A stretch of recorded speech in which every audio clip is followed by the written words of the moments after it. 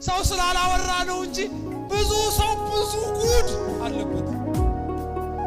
በእውነት በልብስ ሸፈናችሁ በ32 ጥርስ አሸጋችሁና ፈገግ እንድትሉ አረጋችሁ እንጂ ሰው ሁሉ ላውራው ቢል ሰዓት ይበቃኛል ብለህ ነው ገና ልታወሩ ስትሉ እንባ የሚወድቅባችሁ ስላላወቃችሁ እንጂ ሁሉም ሰው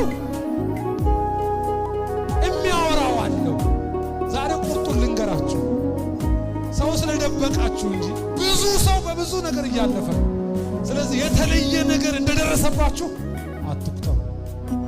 እንዳውም ይላል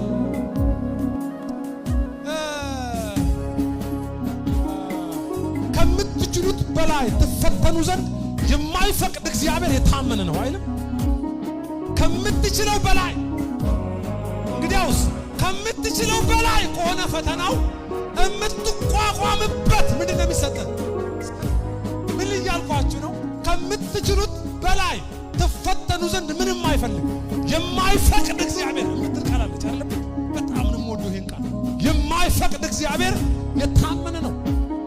አይፈቅድም ነው አልፎ ያለፈ ነገር ከመጣብህ ግን ያለፈውን የሚያልፍ የምትችልበት የምትቋቋም የምትሸከሚበትን ጸጋ እንዴት እንዳለፍኩት አትሉም? ብዙ ነገር እውነት እኮ ነው።